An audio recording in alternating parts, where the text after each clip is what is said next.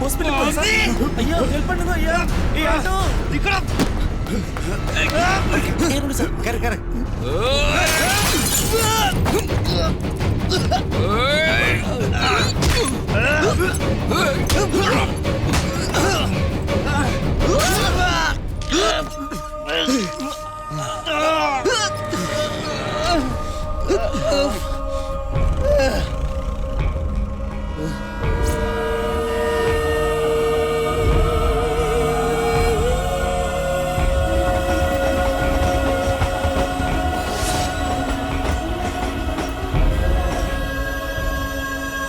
Case number SC20/2013 Serena.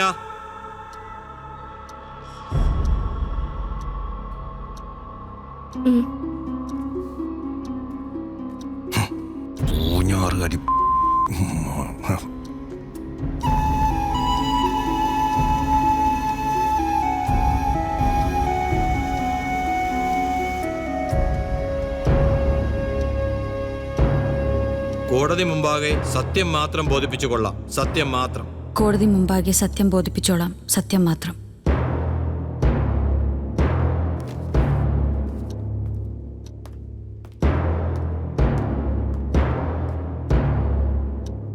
നിങ്ങൾ Ettumanoor sitting MLA വക്കച്ചന്റെ ഭാര്യയല്ലേ? അതെ. നിങ്ങൾ കോടതി മുമ്പാകെ ബോധിപ്പിച്ച സത്യവാങ്മൂലത്തിൽ പ്രസ്താവിച്ചിട്ടുള്ള കാര്യങ്ങളെല്ലാം സത്യമാണോ? അതെ. നിങ്ങൾ ഹർജിയോടൊപ്പം കോടതിയിൽ ഹാജരാക്കിയിട്ടുള്ള തെളിവുകൾ സത്യമാണോ? അതെ. The documents may be marked as prosecution evidence. Cross. Yes, Your Honor.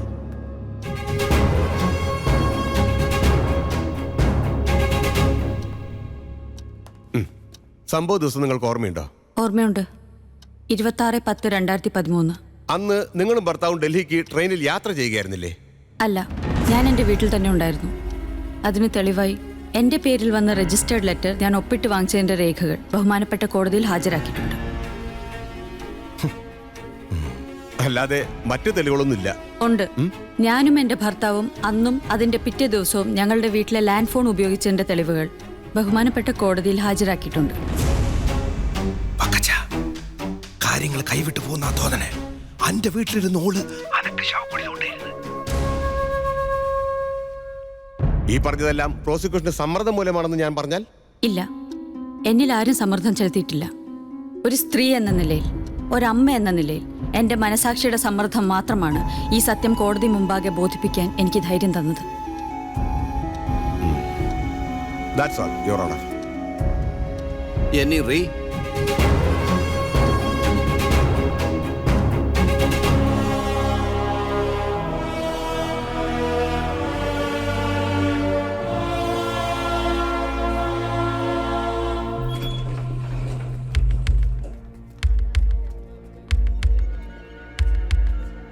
Sister, ഒരു രാമസ്വാമി എന്ന് പറയുന്നൊരു പേഷ്യൻ്റ് അവിടെ ചോദിക്കാം. സിസ്റ്റർ, ഒരു രാമസ്വാമി എന്ന് പറയുന്നൊരു പേഷ്യൻ്റ് കാലത്ത് നെഞ്ചുവേനായിട്ട് അഡ്മിറ്റ് ചെയ്തു. എങ്ങനെയുണ്ടെന്ന് പറയാൻ പറ്റുമോ? കുഴപ്പമൊന്നുമില്ല. ഒന്ന് കാണാൻ പറ്റുമായിരുന്നോ? സോറി, വിസിറ്റേഴ്സിനെ അനുവദിക്കില്ല. സിസ്റ്റർ, ഒരു അത്യാവശ്യമായിട്ട് കാര്യം സംസാരിക്കാനായിട്ടായിരുന്നു. രാമസ്വാമിയുടെ മരുമകനാ. അച്ഛനൊന്ന് കാണണം.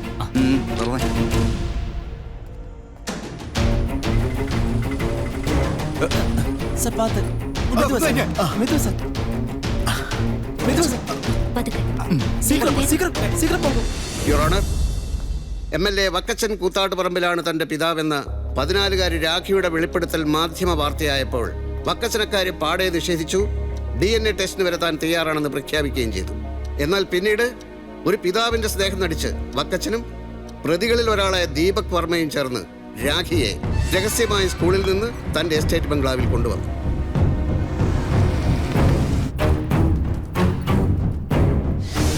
ഈ ആരോപണത്തിൽ നിന്ന് പിന്മാറാൻ വാഗ്ദാനങ്ങൾ പലതും കൊടുത്തു. ഞാൻ പറഞ്ഞു തരുന്നത് പോലെ മോള് മാധ്യമങ്ങളോട് പറയണം.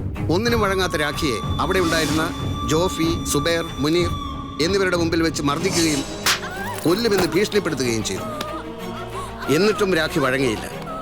പ്രതികാരദാഹിയായി മാറിയ വക്കച്ചൻ സ്വന്തം രക്തത്തെ മാംസദാഹികളായ സുഹൃത്തുക്കളുടെ മുമ്പിലേക്ക് വലിച്ചെറിഞ്ഞു. മനുഷ്യന്റെ ഉള്ളിലെ നിർവചിക്കാനാവാത്ത കിരാതഭാവങ്ങൾ വെളിച്ചത്ത് വരുന്ന രീതിയിൽ മൃഗീയമായി ദാരുണമായി ആ പെൺകുട്ടി പീഡിപ്പിക്കപ്പെട്ടു.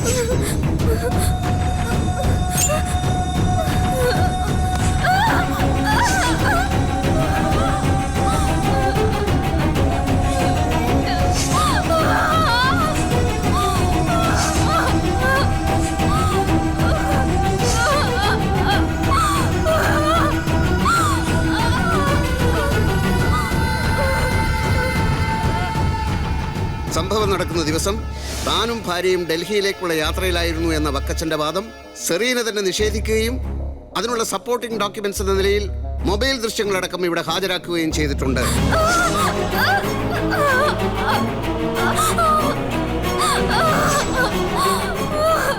റെയറസ്റ്റ് ഓഫ് റെയറായി കണക്കാക്കേണ്ട ഈ കേസിലെ പ്രതികളായ വക്കച്ചനടക്കമുള്ള കൊടും കുറ്റവാളികൾക്ക് തക്കതായ ശിക്ഷ നൽകണമെന്ന് വിനീതമായി അപേക്ഷിക്കുകയാണ്.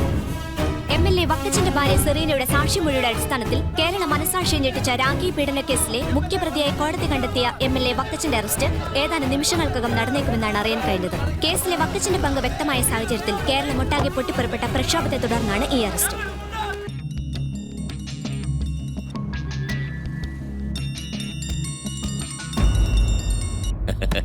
ലുക്ക് അഭിരാമി, കിട്ടാൻ പോകുന്ന ബുക്കിന്റെ അവാർഡിനെ കുറിച്ചോ അതിന്റെ റോയൽറ്റിയെ കുറിച്ചോ ഒട്ടും ബോധേടല്ലാത്ത അഭിരാമിക്ക് ഇപ്പൊ ഇത് എന്ത് പറ്റി?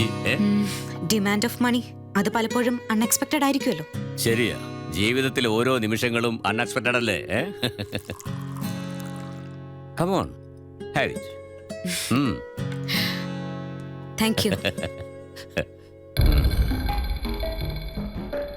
അവാർഡ് കിട്ടാൻ പോകുന്ന ബുക്കിന്റെ റോയൽറ്റി മാത്രമല്ല, അതിനേക്കാളൊക്കെ കൂടുതൽ പണം ഞാൻ അഭിരാമിക്ക് തരും. നിന്റെ ഈ സ്ട്രക്ചർ ഭയങ്കര കൊതിയാ എനിക്ക്. നീയാണെങ്കിൽ വിവാഹം കഴിച്ചിട്ടില്ല. ഇങ്ങനെ എഴുതിയ അവാർഡുകളൊക്കെ വാരി കൂട്ടിയച്ച് നീ അങ്ങ് ഫെയിം ആകും. അപ്പൊ എനിക്ക് എന്തെങ്കിലുമൊക്കെ വേണ്ടേ? മാത്യൂസേ, ഈ ഒരു ലീഗിൽപ്പെട്ട ഒരുപാട് എഴുത്തുകാരികളെ നീ കണ്ടിട്ടുണ്ടാവും. Sorry, I don't belong to that. പെണ്ണിനെ കാണുമ്പോ ടേക്ക് ഓഫ് ആവുന്ന നിന്റെ ഈ സ്വഭാവം ഉണ്ടല്ലോ, അടിച്ച് പല്ല് ഞാൻ പറയും. സംസ്കാരമില്ലാത്ത നിന്റെ പണം എനിക്ക് വേണ്ടടാ. മേലിൽ റോയൽറ്റിയുടെ പേര് നീ എന്നെ വിളിച്ചു പോയി കരുത്തും.